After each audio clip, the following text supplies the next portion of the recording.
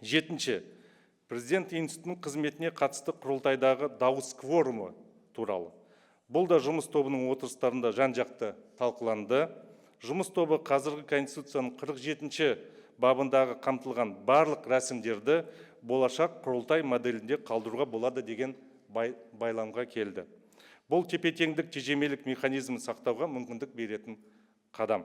Сондықтан қазіргі конституциялық рәсімдер мен дауыс берудің ара қатынасын құрылтай моделіне бейімдей отырып сақтап қалу ұсынылды. Сегізінші, негізгі мемлекеттік органдардың құрамын жасақтау ісіндегі құрылтайдың құзыреті туралы.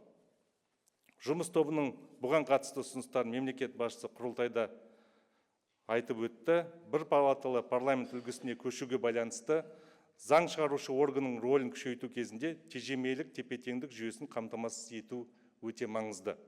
Қазіргі конституцияға сәйкес Конституциялық соттың, жоғарғы аудиторлық палатаның және орталық сайлау комиссиясының құрамын жасақтау құзыреті мәжіліс, сенат және президент арасында теңдей бөлінген. Енді осы маңызды мемлекеттік құрылымдардың барлық мүшесі құрылтайдың келісімен ғана тағайындалу қажет деген ұсыныс айтылды.